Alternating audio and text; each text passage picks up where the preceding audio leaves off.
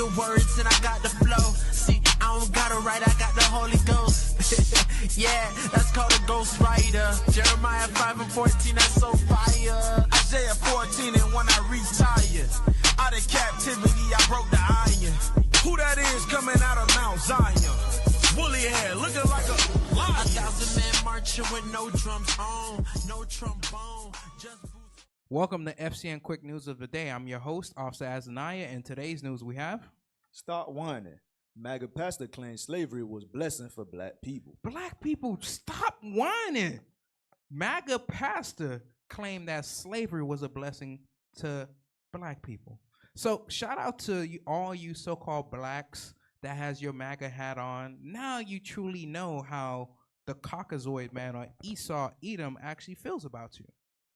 Stop whining. Slavery was a blessing from us, from God.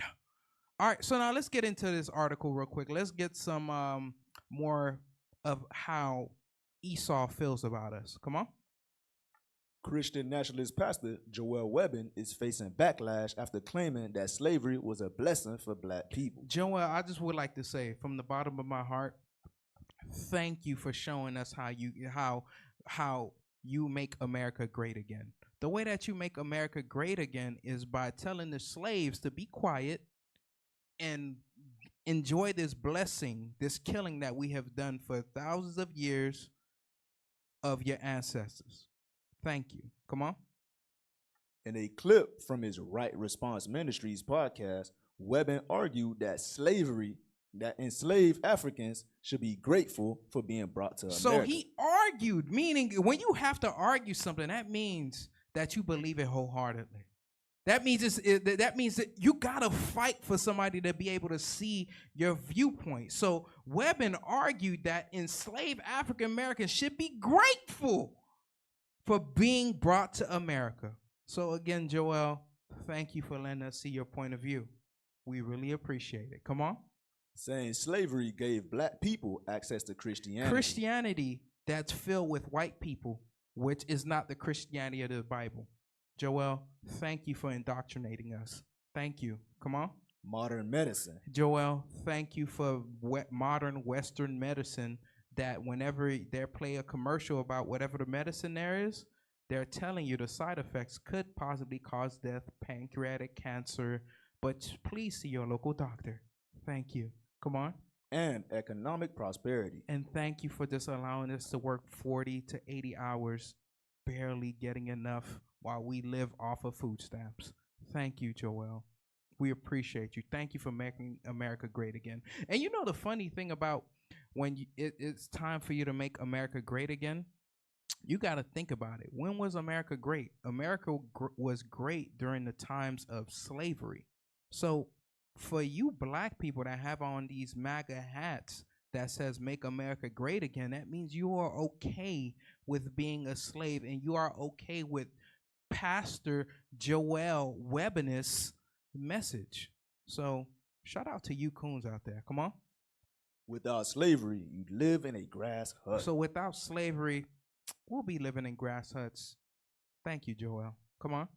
Webbin said during the podcast, the greatest moment in history for any brown or black country is the moment that the white man's ship arrived on your shore. And thank you for enslaving us from the bottom of our hearts. Thank you so much. We appreciate it. We appreciate all the senseless killings that you have done.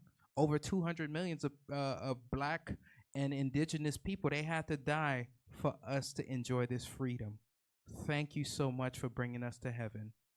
All right. So now, as we just read this, I just want to be able to I just don't want to get his words misconstrued. Excuse me.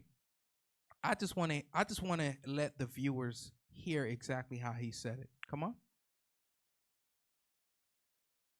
on. Hey, cut it out.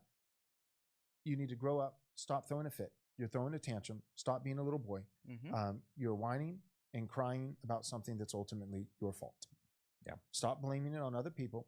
It's your fault. Mm-hmm. Because here's the deal. It's like, well, slavery. The richest black people on God's green earth are African Americans. If slavery never happened, then you would be in a grass hut. Yeah.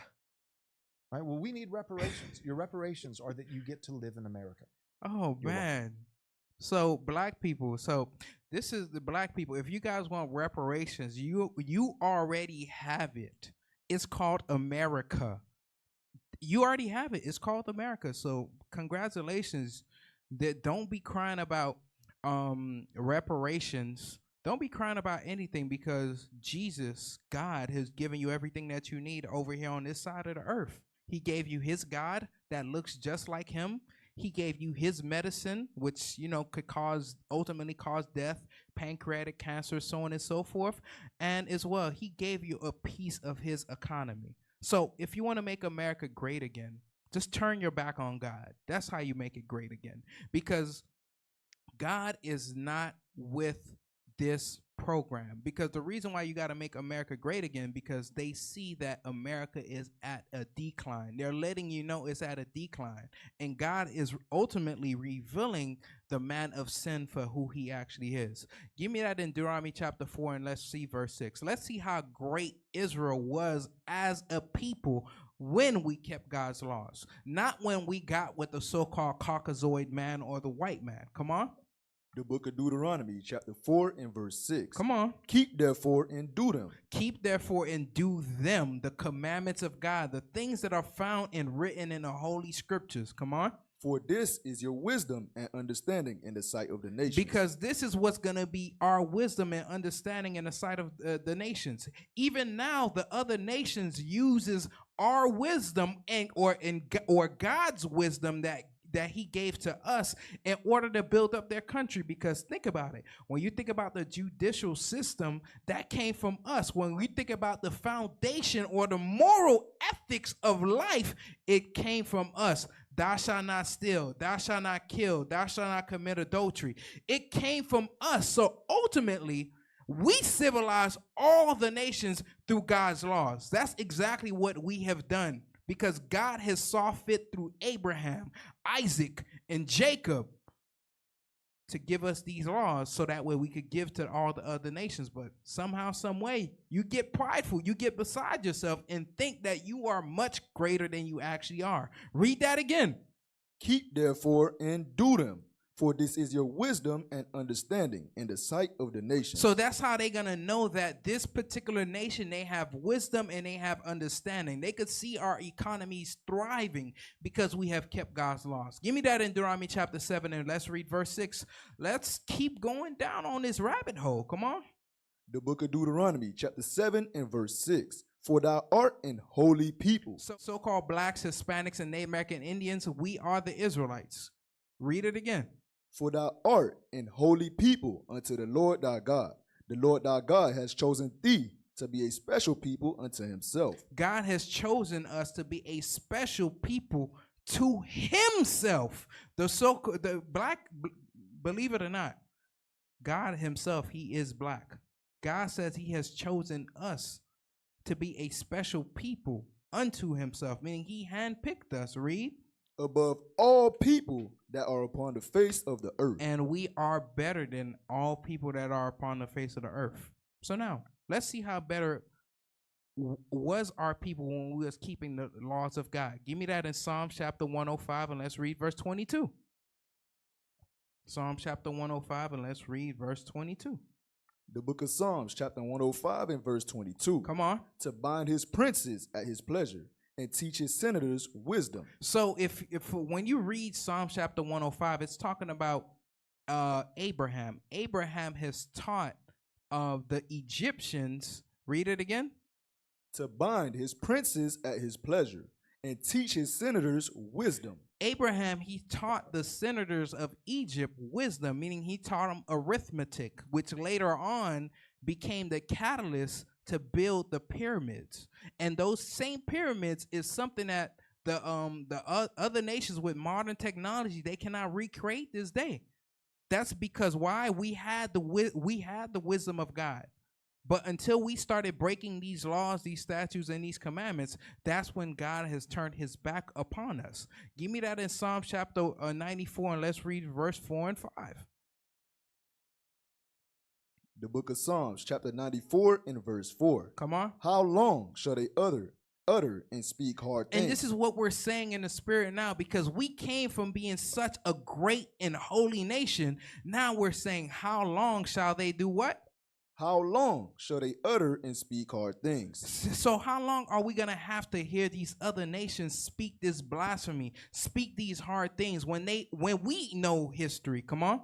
And all the workers of iniquity boast themselves. And what we're seeing all the workers of iniquity boast themselves, meaning the other nations, they are the workers of iniquity because they don't have the laws of God to keep them properly, even though they might say thou shalt not kill, thou shalt not steal, but ultimately they breaking commandment 1 and commandment 2 because they deny how God actually looks.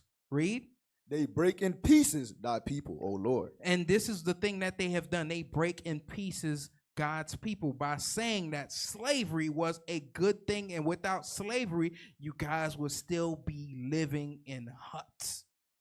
So to the white people, this is what our ancestors, they ultimately saw all of this. This is what they're saying. Come on. And afflict thine heritage. And what the thing that they're doing, they are afflicting God's heritage. And even till this day, they are still afflicting God's heritage. How? Read Psalm chapter 73 and let's read verse 2 and verse 3. Because as they are afflicting God's heritage, some of us have forgotten about that affliction. This is how. Psalm chapter 73, read verse 2 and 3. The book of Psalms, chapter 73 and verse 2. Come on. But as for me, my feet were almost gone. My feet were almost gone. My steps had well nigh slipped. For I was envious at the foolish. Because a lot of so-called black people today, they are envious at the things that the so-called Caucasoid man, which God calls Esau, has in place within the society, but not ultimately understanding that we have built up this place. Come on. For I was envious at the foolish when I saw the prosperity of the wicked. Because the reason why, because you want the American dream, but you don't understand what your ancestors had to do for them to establish their American dream. This American dream is not your American dreams, it's their American dream. It's our nightmare. Come on, jump down to verse 6. Verse 6. Therefore, pride compassed them about as a chain. Because one thing after they have established their American dreams, now pride has encompassed them as a chain. Meaning a chain is something that has been put upon you. Meaning it's there continually. You know there's a chain that's around somebody's neck. It's visible, meaning it's always gonna be present. Come on. Violence covered them as a garment. And they speak of violence just like it's something that's regular. They telling you that slavery was a good thing, but ultimately for our people, the so-called blacks, the Hispanics, and the Native American Indians, which God calls Israel, we know that it was the worst atrocities that happened in history, and we are still suffering from the same thing. Come on. Their eyes stand out with fatness. They have more than heart could wish. They have more than anybody could just wish, but they are still conquering. They are still bombing all the other nations. Jump down to verse 8. Verse 8. They are corrupt and speak wickedly concerning oppression. They are corrupt and they speak wickedly when it comes down to oppression. The reason why they'll speak wickedly to oppression and say, get over it. Slavery was a good thing for black people. Without us, you guys will still be living in huts because you haven't felt the same affliction that we have felt. But au contraire, God is going to bring back that same affliction towards you. Watch this. Give me that in Proverbs chapter 18, and let's read verse 12. Because one thing that we got to understand, that was a prideful and bold statement coming from him. God don't like pride. Come on. The book of Proverbs, chapter 18 and verse 12. Read. Before destruction, the heart of man is haughty, and before honor is humility. So pride goes before the fall. Basically, read it again. Before destruction, the heart of man is haughty. It's haughty, meaning it's prideful. And before honor is humility. Before honor is humility, because God has to bring down that pride to humble them. Guess how God is going to humble them? Ezekiel chapter 25, and let's read verse 13. Let's see how God is going to humble these prideful nations. Ezekiel chapter 25, let's read verse 13. The book of Ezekiel, chapter 25 and verse 13. Come on. Therefore, thus said the Lord God, I will also stretch out my hand upon Edom. Upon Edom, Esau, Edom, the white man, the Caucasoid man. Read. And will cut off man and beast from it. Meaning he's going to cut off man and beast from it. Read. And I will make it desolate from Teman. And God is going to make this place desolate. America is going to be no more. Read. And they of Dedan should fall by the sword. Come on. And I will lay my vengeance upon Edom by the hand of my people Israel. Oh, so who is God going to use? God is going to use the hand of his people. Israel is God's people. God is going to use us to get vengeance for all the prideful statements that they have made. Give me that in Revelation chapter 13 and read verse 9. This is one thing that we got to understand. When you deal with a prideful nation, God is going to bring judgment to pass. And he's going to use us to bring that judgment. And we are going to do the same thing that you claim that you have done. Come on. The book of Revelation, chapter 13 and verse 9. Come on. If any man have an ear, let him hear. If you have some type of understanding, you better understand this. Read. He that leadeth into captivity. So who led the black people into captivity? He has already admitted it. So you can't wiggle your way out of this one. God says, he that leadeth into captivity, Esau, white man, read, shall go into captivity. And God says you are going to go into captivity. And we just read to you how you're going to go into captivity. God is going to use us to bring judgment to you. What is the nation?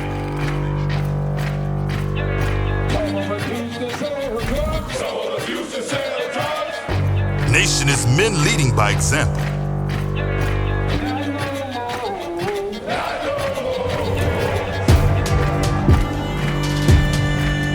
Nation is family.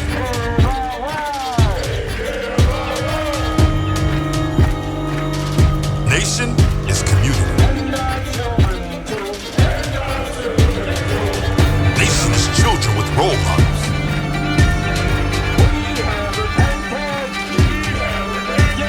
Nation is unity.